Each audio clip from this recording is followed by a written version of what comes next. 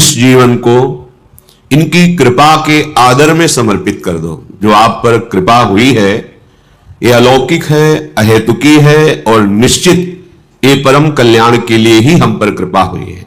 जब जिस जीव के आवागमन चक्र का अंतिम जन्म होता है तो उसे नाम रूप लीला धाम का महामहिम स्वरूप श्रवण कथन करने का सौभाग्य, संत समागम और आराधना उपासना पद्धति ये प्राप्त होती है। महापुरुषों के वचनों के अनुसार जो हमें प्राप्त है ये हमारे अंतिम जन्म की सूचना है। यदि हम कृपा का आदर करते हुए जो उपासना पद्धति मिली है उसमें अपने जीवन को अर्पित कर दे तो प्रियालाल की अहेतुकी कृपा से यह हमारा आखिरी जन्म होगा। दुख क्लेश अशांति सदा सदा के लिए मिट जाएंगे। श्रीपाद प्रबोधानंद जी महाराज कह रहे हैं, भ्रातर भोगा सुभुक्ता का इहि न भवता नापि संसार मध्ये विद्यादानाध्वराद्यै कति कति जगति ख्याति पूजाद्य लब्धा अद्याहारे पियादृच्छिक उर्गुणवानप्यहो संवृतात्मा श्रीमद वृंदावनेस्मिन् सतत मट सखे सर्वतो मुक्त संगः। हे भाई, यदि तुम्हारा मन ऐसा प्रलोभन दे रहा हो आपको कि ये भोग तो भोगा नहीं, अगर भोग लूं तो हमारा मन शांत हो जाएगा, ऐसी बात मत मानना। ये आपको फंसा रहा है, क्योंकि भ्रातर भोगा सुभक्ता का इह न भविता नापि संसार मध्य, कोई ऐसा भोग नहीं है जो तुमने संसार में भोग न लिया हो, क्योंकि तुम्हारे बहुत जन्म हो गए हैं। इस माया के प्रभाव से पूर्व स्मृति नष्ट हो जाने के कारण तुमको ऐसा लगता है कि अगर ये मैं भोग लूं तो मेरा मन शांत हो जाए, तो ये तुम्हारे साथ धोखेबाजी खेल रहा है। तुम्हारा अंतःकरण जो बुद्धि मन चित्त अहंकार है ये तुम्हारे साथ धोखेबाजी कर रहा है। जब इसे भोगों में उतारोगे तब ये फिर निर्णय करेगा अंतःकरण, इसमें वो नहीं इसमें होगा सुख, इसमें नहीं इसमें होगा, पूरा जीवन बर्बाद कर देगा।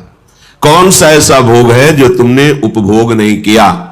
सुभुक्ता खूब अच्छी तरह से भोगा है, पर इस माया ने ऐसे विस्मरण को प्रकट कर दिया है कि तुम्हें होश ही नहीं है। तुम्हें लगता है मैं पहली बार संसार में आया हूं तो पहली बार तो मुझे भोग लेना चाहिए।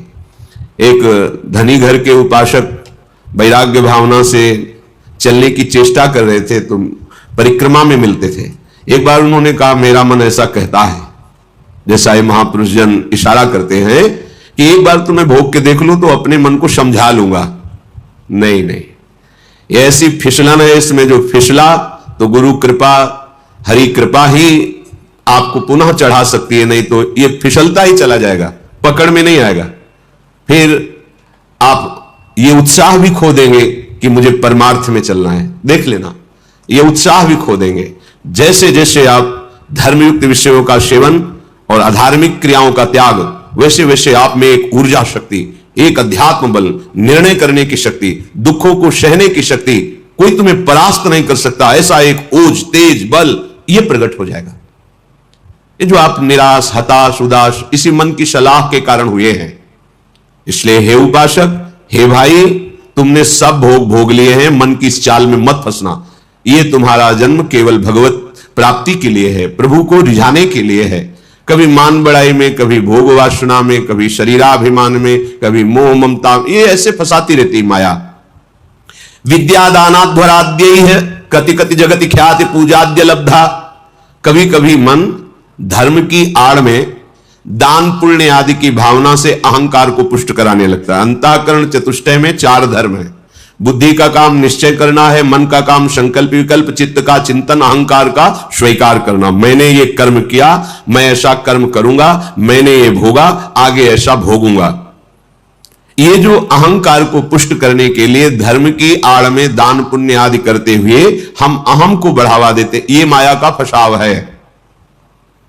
अपनी वस्तु मानकर दान करने से ठीक है, कई गुना वो मिल जाएगी आपको, पर जितनी आपके पास है उतना आपको वो दुख दे रही है, भगवत विस्मरण करा रही है, अहंकार बढ़ा रही है, तो उससे 10 गुना और बढ़ जाएगा, तो अशांति तो और बढ़ जाएगी।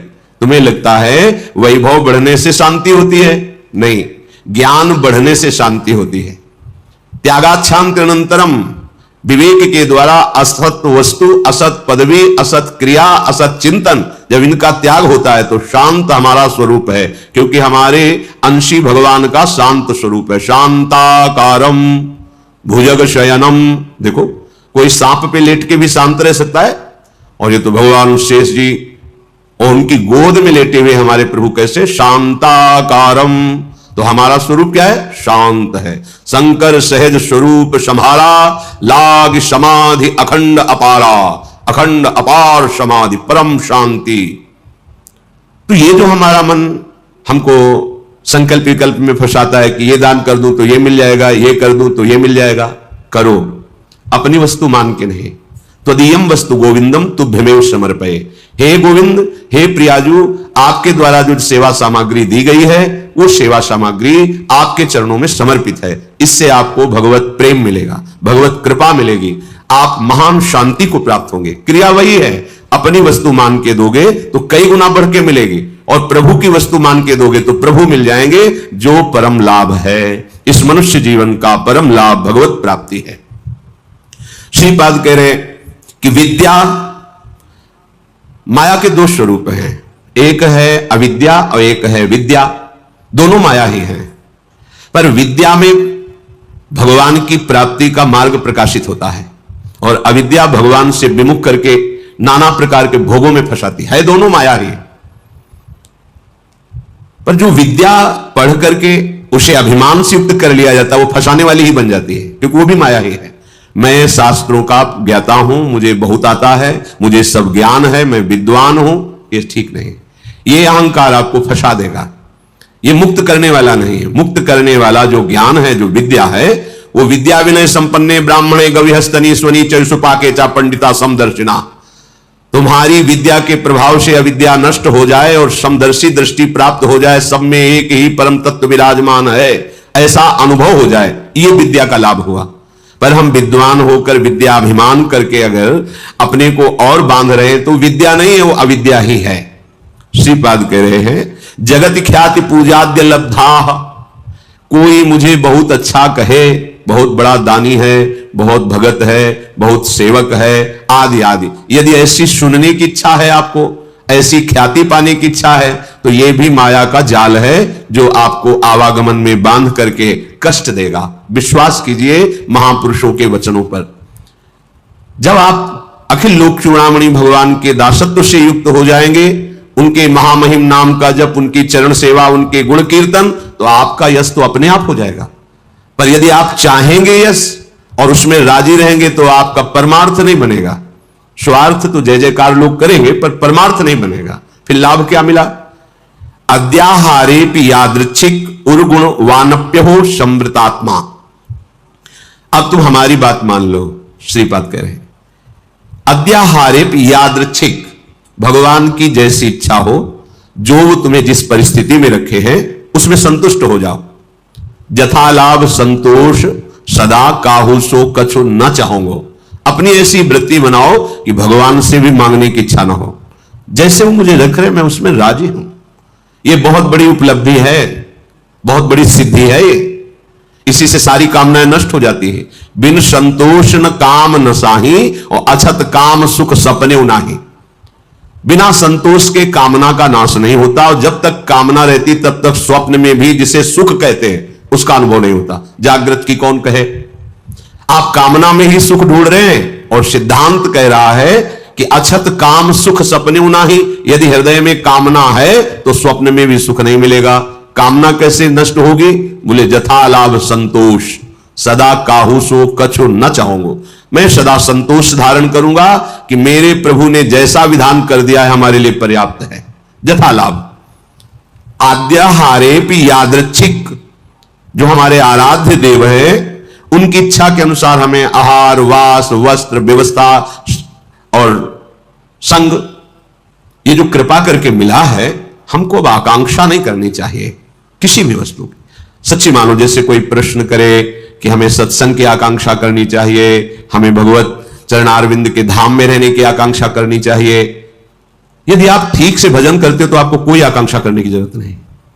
आगे से आगे वो जहां पहुंचाना, जो करना अपने आप करेंगे। हम वृंदावन को जानते भी नहीं थे, पहली बार स्मरण हुआ कैसा होगा वृंदावन, क्योंकि अपने लोगों की अंतर्दृष्टि रहती थी, एक एक हरकत पर नजर थी अंदर की, बाहर का तो मतलब ही नहीं था। भगवान की ऐसी असीम कृपा रही है कि यौवन अवस्था में कभी कहीं भरपेट भोजन मिला हो तो मिला हो, ना कोई गर्म कपड़े पहनना, ना जीवन में कभी पंखा चलाना। ये ऐसी दुनिया का प्रपंच तो बहुत दूरी बात है, कभी पंखा के नीचे सोए हो ऐसा अनुभव नहीं वृंदावन के सिवा। एकमात्र अंतर्दृष्टि, मेरी वृत्ति कहां है, बस इसी पर रहती थी।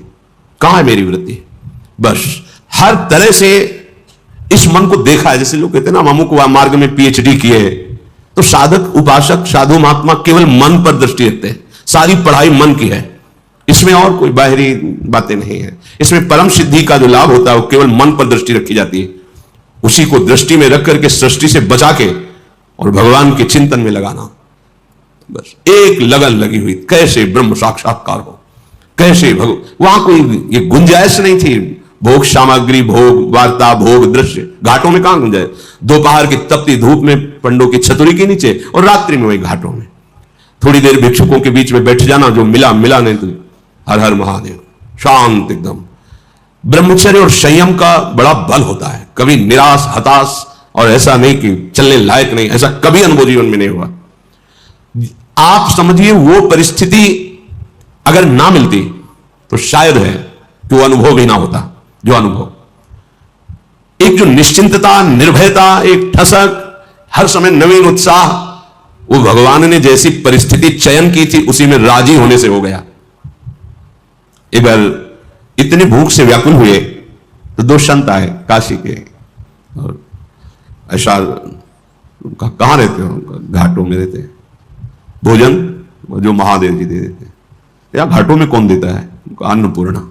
कभी सतुआ, इतना जैसे भिखारियों को लोग बांटते हैं, 2-4 किलो सतुआ लिया, 50 बैठे ऐसे से डाल दी, तो कमंडल का ढक्कन होता था ऐसे रखा, कोई एक पीस बर्फी रख दी ऐसे, बोले आओ चलो आज तुम्हें भोजन पवाते हैं। तो देखो मन की बात प्रभु ने सुन ली, लेकिन हंसी की बात, ले गए कमरे में बैठाला और 2 घंटे बाद आए।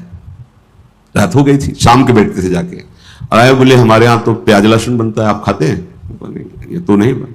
अच्छा महादेव, हाँ निकले, खूब हंसे कि ए मन, देखा तेरी चालबाजी नहीं चली, नहीं चली, नियम लिया था कहीं नहीं जाएंगे, पर इतनी व्यवस्था हम अपनी तरफ से ले गए, और देखा तुम्हें उत्तर दिया महादेव, चल आज के बाद कोई बुलाए भी तो नहीं जाला है। जथा लाभ संतोष सदा का, ये बहुत बड़ी उपलब्धि का मार्ग है, चाहे गृहस्थ हो चाहे विरक्त हो। जैसी परिस्थिति प्रभु ने दी है, सच्ची मानिए तुम्हारे कल्याण के लिए वैसी परिस्थिति आवश्यक है। आप कह सकते हो बड़ा घर में प्रतिकूलता रहती, जरूरी है प्रतिकूलता। भगवत प्राप्ति के लिए जो तुम्हें प्रतिकूलता मिली जरूरी है, बड़े बड़े सिद्ध भक्तों को मिली है। आप तो अभी भक्ति के मार्ग में कदम रखना चाहते हैं, और जो भक्ति के सुभट हैं उनके साथ भारी से भारी प्रतिकूलता हुई। हम प्रतिकूलता का निरादर न करें, वो भगवत कृपा है जो मुझे दलदल से निकाल रही है। सबका स्वरूप सामने आ रहा है। रहीमन विपदा हो भली जो थोड़े दिन होए, हित अनहित या जगत में जान परे सब कोई। तो अद्याहारे भी यादृच्छिक उर्गुणवानप्य हो समृतात्मा। जब आपको जैसी परिस्थिति में रखा गया उसके बदलने के लिए आप दिखावा न कर दे, दिखावा होता है। ब्रह्मबोध प्राप्त करने के लिए एक महापुरुष मिले थे, उन्होंने कहा था कि अपने गुणों को प्रकाशित ना करे, मौन का आश्रय ले, और ऐसे जैसे कोई विक्षिप्त हो ऐसे रहे, फिर उसकी जो यथालाभ व्यवस्था होती उसमें रहे तो उसे बहुत जल्दी ब्रह्मबोध प्राप्त हो जाता है। अपने गुणों को प्रकाशित करके, अपनी महिमा को प्रकाशित करके उसका उपभोग करने लगे तो फिर वो स्थिति से गिर जाता है, वो उस चरम अवस्था को प्राप्त नहीं होता। गंगा किनारे एक से एक महापुरुष, एक से एक दिव्य अनुभवी महापुरुष, यहां कह रहे उर्गुण वानप्य हो समृतात्मा। आप अपने गुणों को प्रकाशित करके ऐसा कहीं उपभोग तो नहीं कर रहे, अपने सम्मान का गुण प्रदर्शित करके, चाही हुई वस्तुओं का, मानी हुई मान्यता का यदि उपभोग कर रहे हैं तो आप अपने मार्ग से गिर जाएंगे। आपको गुण प्रदर्शन नहीं करना। हम प्रभु के गुण गा रहे हैं, प्रभु का नाम कीर्तन कर रहे हैं, प्रभु की सेवा कर रहे हैं, प्रभु का जस गा रहे हैं। हजारों को लाभ मिले, लाखों को लाभ मिले, करोड़ों को मिले, सबका मंगल हो, कोई परेशान। यहां कह रहे हैं कि अपने गुणों का प्रदर्शन करके प्राप्त विषयों का सेवन उपभोग करना। विषय आए स्वीकृत नहीं हृदय में। जथा लाभ संतोष सदा, महलों में रखो चाहे झोपड़ी में बांध दो, कोई प्रश्न नहीं है। चित्त का समाधान हो चुका है, अब कोई परेशानी नहीं है, कोई खुशी नहीं है, कोई दुख नहीं है। बहुत उत्तम स्थिति का वर्णन कर रहे हैं उपासक के। श्रीमद वृंदावनेस्मिन सतत मठ सखे सर्वतो मुक्त संगा, ये अमृत में वचन। वृंदावन में तुम्हारा आगमन हुआ, वृंदावन का आश्रय लिया, वृंदावन का वास, तो यहां किसी का संग मत करना। कह रहे सखे सर्वतो मुक्त संगा। सर्व संग और संत संग इस सर्व में नहीं आता।